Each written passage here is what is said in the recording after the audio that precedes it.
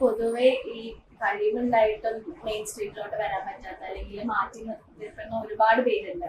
അപ്പൊ ഇപ്പൊ ഈ തിരിച്ചു വരുന്ന ചിലവർ കുറച്ച് പേരേ ഉള്ളൂ. അപ്പൊ ഇത് മെയിൻ റീസൺ ഈ ഹൈറാർക്കി അല്ലെങ്കിൽ നെപ്പോട്ടിസം അതുകൊണ്ടൊക്കെയാണ് ഇങ്ങനെ മാറ്റി നിർത്തപ്പെടുന്നതെന്ന് തോന്നിയിട്ടുണ്ട്. അതൊക്കെ തെറ്റായിട്ടുള്ളൊരു ധാരണയാണ്. ഞാൻ അതിനെ വളരെ വിശകലനമായിട്ട് ഞാൻ പറഞ്ഞുതരാം. ശരിക്കും ഒരാൾ എത്ര പേരുണ്ട്? നിങ്ങളിപ്പോൾ ഈ നെപ്പോട്ടിസം എന്ന് പറയുന്നതിനകത്ത് എത്ര ആക്ടേഴ്സ് ഉണ്ട്? പിന്നെ ഒരു സിനിമയിൽ എത്ര പേര് വേണം? അപ്പോൾ എന്താണ് ഈ ഇരിക്കുന്നവരാണോ ഈ പറയുന്ന 200 സിനിമയിൽ അഭിനയിക്കണേ? അല്ലല്ലോ. അപ്പോൾ പിന്നെ എന്താ, ഇഷ്ടംപോലെ സ്പേസ് ഉണ്ടല്ലോ. അപ്പോൾ അത് ആ പ്രശ്നം അവിടെ കൂടി തീർന്നല്ലോ. ഇനി അടുത്ത ക്വസ്റ്റ്യൻ എന്താ? നിങ്ങൾ ഓരോന്നായിട്ട് ചോദിക്കുക.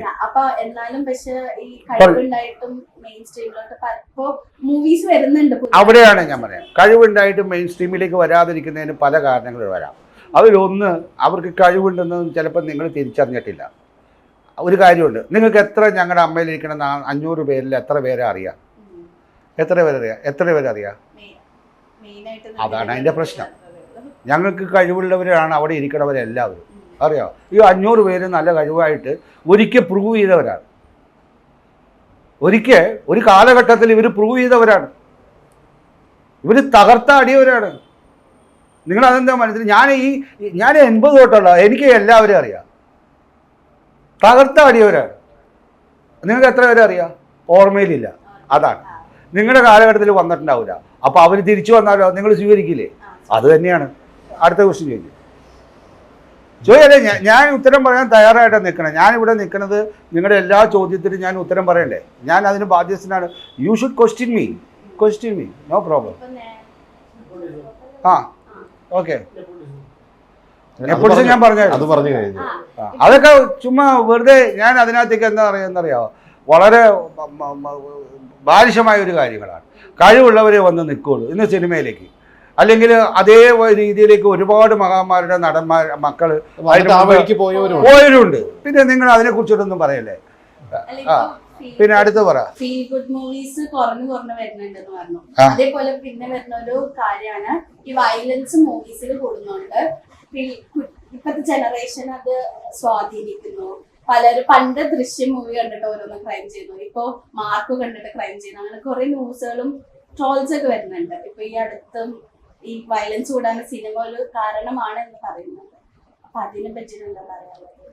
അത് വളരെ സിമ്പിൾ ആൻസറാണ്, വളരെ ഇമ്പോർട്ടൻ്റ് ആയിട്ടുള്ളൊരു കാര്യമാണ്. സിനിമ സ്വാധീനിക്കുന്നുണ്ടെന്ന് ചോദിച്ചാൽ സ്വാധീനിക്കുന്നുണ്ട്, ഇല്ല എന്നല്ല. പക്ഷെ സിനിമ മാത്രമാണോ സ്വാധീനിക്കുന്നത്? അല്ല. ഇപ്പം ഞാൻ സിനിമയിലുണ്ടായ പ്രശ്നങ്ങൾ ഉണ്ടായിട്ടുണ്ട്. ഞാൻ ഈ കഴിഞ്ഞ ഇൻ്റർവ്യൂവിലൊക്കെ പറഞ്ഞാൽ, ഇപ്പം 100ാവ് നാളെന്ന് പറഞ്ഞൊരു തമിഴ് സിനിമ തമിഴ്നാട്ടിൽ ഇറങ്ങിയ സമയത്ത് അത് കണ്ടിട്ട് അവൻ്റെ വീട്ടിൽ എല്ലാവരെയും ഒരു 9 പേരെ കൊല ചെയ്തായിരുന്നു ഒരുത്തൻ. ശരിക്കും ഏറ്റവും ഫേമസ് ആയിട്ടുള്ള കൊളംബിയൻ മാസക്കർ എന്ന് പറഞ്ഞൊരു സാധനമുണ്ട്, സ്കൂളിലെ ഒരു വെടിവെപ്പിൻ്റെ. അത് സിനിമ കണ്ടിട്ടുണ്ടായേക്കുന്ന ഇതിൽ നിന്ന് കുട്ടികൾ പോയി വെച്ച് എല്ലാത്തിനും കൊന്നു കളഞ്ഞു. ഇതുപോലത്തെ ഭയങ്കരമായിട്ടുള്ള ഇൻസിഡൻറ്റുകൾ ഉണ്ടായിട്ടുണ്ട്.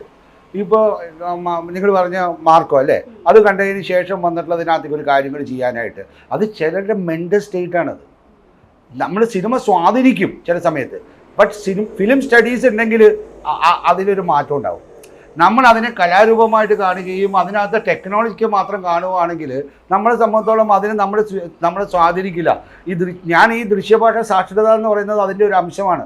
കാരണം നമ്മളെ എങ്ങനെ വന്നിട്ട് ഒരു അഡ്വർടൈസ്മെൻറ്റ് നമ്മളെ വന്നിട്ട് സ്വാധീനിക്കുന്നു എന്നുള്ളതിന് നമ്മുടെ അനലിറ്റിക്ക അവൻ എന്തെല്ലാം ടെക്നിക്ക് അതിനകത്ത് യൂസ് ചെയ്തിരിക്കണേ. നമ്മുടെ colour, form, shape, texture, lines, ഇതെങ്ങനെയാണ് അവൻ അതിനകത്ത് യൂസ് ചെയ്തിരിക്കുന്നത്, ആ പറയുന്ന എലിമെൻറ്റ്സുകളെ എങ്ങനെയാണ് അവൻ ഓർഗനൈസ് ചെയ്തിരിക്കുന്നത്, ഇതിലവിടെയാണ് നമ്മൾ വന്ന് നിൽക്കുന്നതെന്ന് ഒരു അനലിറ്റിക്കലായിട്ട് ഞാനിപ്പോൾ കാണുമ്പോൾ ഏത് ഇമേജിനെ കാണുമ്പോഴും ഞാൻ എൻ്റെ ഈ പറയുന്ന ബേസിക് എലിമെൻറ്റ്സ് എങ്ങനെയാണ് ഇതിനകത്ത് വന്നിരിക്കുന്നത്, അതിലത് ഏത് രീതിയിലാണ് സ്കെയിലാണ് ഉപയോഗിക്കുന്നത്, ഹാർമണി എങ്ങനെയാണ് യൂസ് ചെയ്തിരിക്കുന്നത്, അങ്ങനെ അതിൻ്റെ പ്രിൻസിപ്പിൾസ് എങ്ങനെയാണ് ഈ പറയുന്ന എലിമെൻറ്റ്സിനെ യൂസ് ചെയ്തിരിക്കുന്നത്, അങ്ങനെ ഞാനിതിനെ കാണുള്ളൂ. അപ്പോൾ നമ്മളൊരു ഫിലിം സ്റ്റഡീസ് ഉണ്ടായിക്കഴിഞ്ഞാൽ നമ്മൾ അനലിറ്റിക്കലായിട്ട് ഏത് കാര്യത്തിനെ കാണാൻ സാധിക്കാൻ പറ്റും. നമ്മളൊരു കാര്യത്തിന് പറഞ്ഞാൽ ഇപ്പം ഞാൻ ഇതിനകത്ത് സിമ്പിൾ ഉദാഹരണം പറഞ്ഞുതരാം. സിനിമയിൽ മറ്റേ ഈ ഗ്രാഫിക്ക് പഠിച്ച പിള്ളേരെ അവരെ നിങ്ങൾക്ക് ഈ പറയുന്ന മോർഫ് ചെയ്തിട്ട് പെട്ടെന്ന് പറ്റിക്കാൻ പറ്റുമോ? പറ്റില്ല. അവരാദ്യമേ ഒരു പടം കാണുമ്പോൾ അവർ നോക്കണം ഇവൻ എന്തൊക്കെ ഉപയോഗിച്ചിട്ടെന്നാണ് അല്ലേ, എന്തൊക്കെ അവൻ ടെക്നിക്ക് യൂസ് ചെയ്യുന്നത്. ഒരു ഫോട്ടോഷോപ്പ് പഠിച്ചവൻ ആദ്യമേ ഒരു പടം കണ്ടാൽ എങ്ങനെ നോക്കണേ, ഫോട്ടോഷോപ്പിൽ എങ്ങനെയൊക്കെ ഉപയോഗിച്ചിട്ടുണ്ട്, കൊള്ളാലോ ഈ സൈഡ് അവൻ എങ്ങനെ ഉപയോഗിച്ചിട്ടുണ്ട്, കൊള്ളാലോ എന്നൊരു വാക്ക് വന്നാൽ അവൻ അടുത്ത സ്റ്റെപ്പ് അവൻ അത് ചെയ്യുന്നത്. അതേപോലെ നമ്മളൊരു ഫിലിം സ്റ്റഡീസ് കണ്ടു കഴിഞ്ഞാൽ ഇവൻ എങ്ങനെയാണ് നമ്മളെ വന്നിട്ടുള്ളത് ഇൻഫ്ലുവൻസ് ചെയ്യാൻ യൂസ് ചെയ്തത് എന്ന് പറയുമ്പോൾ നമ്മളതിനെ സബ്ജക്റ്റീവായിട്ടും ഒബ്ജക്റ്റീവായിട്ടും നമ്മൾ അതിനകത്തേക്ക് മാറുകയാണ്. മനസ്സിലായോ? അതാണ് അവിടെ ഉണ്ടാകുന്ന മാറ്റം. അത് സ്കൂൾ തലത്തിൽ നമുക്കൊരു ഫിലിം സ്റ്റഡീസ് ആവശ്യമാണ്. അതുണ്ടെങ്കിൽ ഈ പ്രശ്നം കഴിഞ്ഞു. നമ്മളൊരു നീ ഇതുപോലെ എടുക്കരുത്, ഇത് എടുക്കുക, അതിന് സെൻസർ ബോർഡ് ഉണ്ട്. അവർ നമ്മൾ ഏത് തരത്തിലുള്ള സിനിമകൾ കാണണമെന്നും നമ്മൾ അത് സൊസൈറ്റിക്ക് ഗുണമോ ദോഷമോ ചെയ്യുമോ ഇല്ലയോ എന്നുള്ളത് തീരുമാനിക്കാൻ വേണ്ടിയാണ് ഇന്ത്യയിൽ ഒരു സെൻസർ ബോർഡ് ഉണ്ടാക്കിയേക്കണം, അല്ലേ? അത് അവരുടെ ജോലിയാണ്. അവരവരുടെ ജോലി കറക്റ്റായിട്ട് ചെയ്തു കഴിഞ്ഞാൽ ഈ പ്രശ്നങ്ങൾ കഴിഞ്ഞു. അവരതിനൊരു സർട്ടിഫിക്കറ്റ് കൊടുക്കുക, അവരതിനെ കാണുക. ഇതിനെ വന്നിട്ടുള്ളതിനകത്തേക്ക് ഇത് ഇൻഫ്ലുവൻസ് ചെയ്യാതിരിക്കുന്ന കാര്യങ്ങൾക്ക് വന്നിട്ട് നമ്മളൊരു പ്രിക്കോഷൻസ് നമുക്ക് എടുക്കാൻ സാധിക്കും.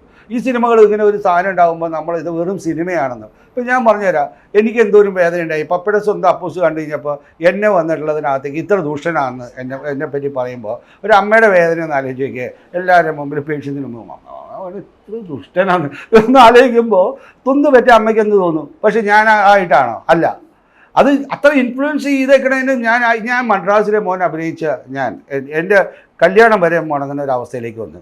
ഞാനൊരു കൊലപാതകയാണെന്ന് തോന്നിയിട്ടുണ്ടായി. ആൾക്കാരുടെ മുമ്പിൽ റിയൽ സംഭവം നടന്നൊരു സംഭവം ആയിരുന്നല്ലോ, അതിനെ ബേസ് ചെയ്തിട്ട് എല്ലാവരും അവൻ്റെ ഫിഗറൊന്നും ആൾക്കറിയില്ല. അന്ന് ഈ TV ഒന്നും ഇല്ലാത്തതുകൊണ്ട് എല്ലാവരുടെയും മനസ്സിൽ ഞാനാ. എന്നെ പലരും വന്ന് ആ തിരുവല്ലയുള്ള ഇപ്പോഴും മദ്രാസിലെ മോനെ വിളിക്കണേ പഴയ ആൾക്കാർ. നമ്മളെ മദ്രാസിലെ മോണ്ട് എൻ്റെ അടുത്ത് പറയാറ്. ഞാൻ ആദ്യമായിട്ട് ഞങ്ങളുടെ ജർമ്മനിയിൽ ഷൂട്ടിങ്ങിന് പോയപ്പോൾ എയർപോർട്ടിൽ മദ്രാസിലെ പോലെ ഞാൻ മദ്രാസിലെ മോന് തന്നെയാണ് അറിയപ്പെട്ടിരുന്നത്. നിങ്ങൾ ഈ പറഞ്ഞ ഡിസ്കോയിൽ ചെയ്യുന്നതിനൊക്കെ വരുന്നതിന് മുമ്പ് മദ്രാസിലെ മോനെ ഞാനൊരു കൊലപാതകിയെ പോലെയാണ് എന്നെ കണ്ടത്. അതിൽ പിന്നെ ഞാൻ ഈ വില്ലൻ റോളിലേക്ക് വരുന്നത് അതുവരെ ഞാൻ ഹീറോ ആയിട്ടാണ് വന്നത്. അത് ഞാൻ പെട്ടെന്ന് പിന്നെ കിട്ടിയ മുഴുവനും വില്ലൻ റോളായി. അവൻ വേറെ ആയി. ഞങ്ങൾ അതിനെ പോയി പിന്നെ കണ്ടു. ഞങ്ങൾ തമ്മിലൊരു മീറ്റിംഗ് മനോരമ പിന്നെ ഒരു പ്രോഗ്രാം ഉണ്ടായിരുന്നു. ആ ആഴ്ചപ്പ് സോൾഡ് ഔട്ട് ആയിരുന്നു. ഞാനും മദ്രാസിലെ മോനും കാണുന്നത്. അത് വേറെ വിഷയം. നമ്മളിലേക്ക് വരാം. നിങ്ങൾ ഇനി ചോദിക്കേണ്ട ഇതിനോട് ചോദിക്കുക, ഈ എന്തുകൊണ്ട് ഈ സിനിമ എന്തിനു വേണം, എന്താണ് നിങ്ങളിപ്പോൾ വന്ന് ഫേസ് ചെയ്യുന്ന പ്രോബ്ലങ്ങൾ നിങ്ങൾ ചോദിച്ചോളൂ. എനിക്കറിയാവുന്ന രീതിയിൽ എൻ്റെ കാഴ്ചപ്പാട് ഞാൻ പറയാം.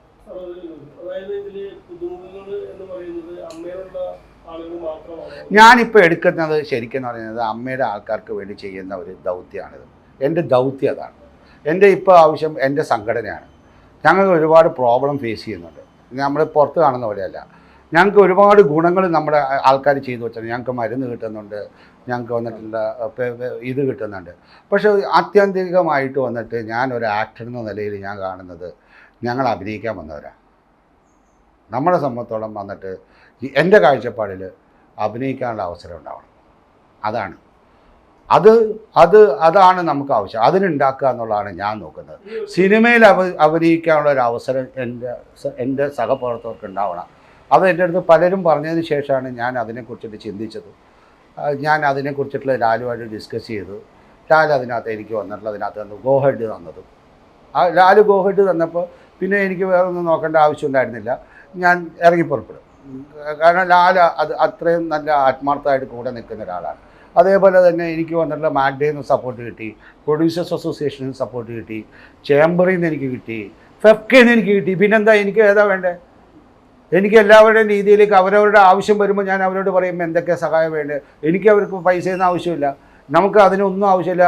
ടെക്നിക്കലി ഇപ്പോൾ വന്നുള്ള ഫെഫ്കയൊക്കെ ചെയ്താൽ മതി. ഇതിന് നമുക്കൊരു മോറൽ സപ്പോർട്ട് തന്നാൽ മതി. അവരതിനകത്ത് ഗൈഡൻസ് തന്നാൽ മതി. ഒരു പ്രൊഡ്യൂസർ എന്ന നിലയിൽ അവർക്ക് വന്നിട്ട് നമുക്ക് ഗൈഡൻസ് തരാൻ പറ്റും.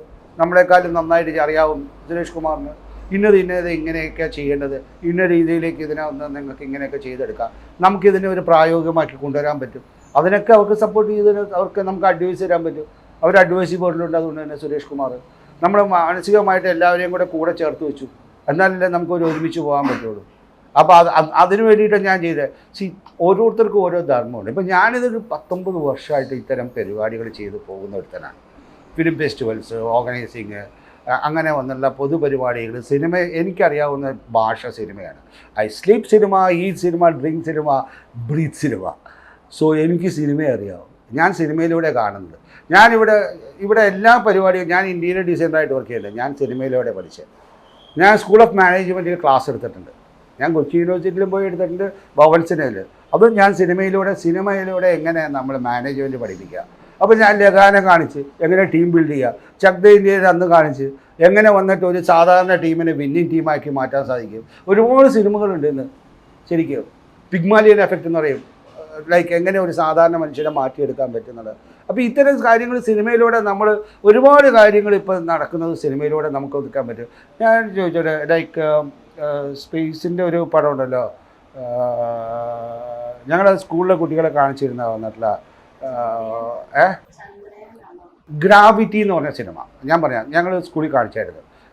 ശരിക്കും നമുക്ക് വന്നിട്ട് നമ്മൾ ഈ പറയുന്ന പ്രതലങ്ങളെ എല്ലാത്തിനെയും യഥാർത്ഥത്തിൽ മനസ്സിലാക്കി തരുന്ന ഒരു സിനിമയാണ്.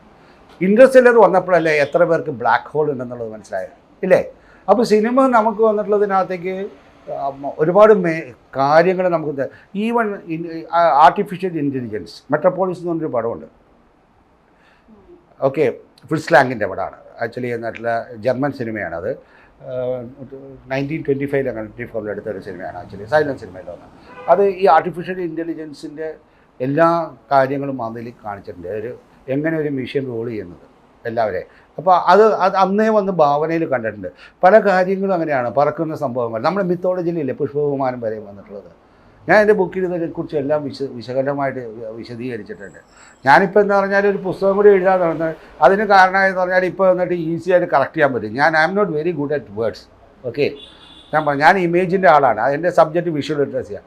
അപ്പോൾ AI വന്നപ്പോൾ ഞാൻ എൻ്റെ ലാംഗ്വേജിനെ കറക്റ്റ് ചെയ്യാനായിട്ടും എൻ്റെ ആ കാര്യങ്ങൾ കറക്റ്റ് ചെയ്യാനായിട്ട് എനിക്ക് AI ഉപയോഗിക്കാൻ പറ്റും. അപ്പോൾ എൻ്റെ ഇൻഫർമേഷൻസിനെ മുഴുവനും എനിക്ക് ഓർഗനൈസ് ചെയ്യാൻ പറ്റും.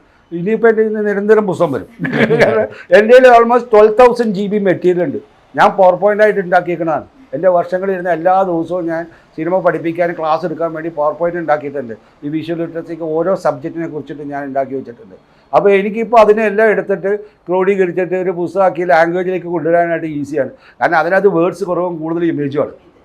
എല്ലാം 120 320 സ്ലൈഡുകളായിട്ട് ഓരോ ക്ലാസ്. എന്താണ് വാട്ടർ ലിറ്ററസി, അല്ലെങ്കിൽ എന്താണ് ഹിസ്റ്ററി ഓഫ് ആർട്ട്, അല്ലെങ്കിൽ എന്താണ് ഇംപ്രഷനിസം, അല്ലെങ്കിൽ എന്താണ് താവോയിസം, അല്ലെങ്കിൽ എന്ത് സബ്ജക്റ്റിനെയും ഞാൻ പറഞ്ഞ സ്പിരിച്വൽ തൊട്ട് എല്ലാത്തിനെയും നമുക്ക് വന്നിട്ട് ഇമേജിലൂടെ പറയാൻ പറ്റുന്ന രീതിയിലേക്ക് ആക്കിയിട്ടുണ്ട്. ഞാൻ അങ്ങനെയാണ്.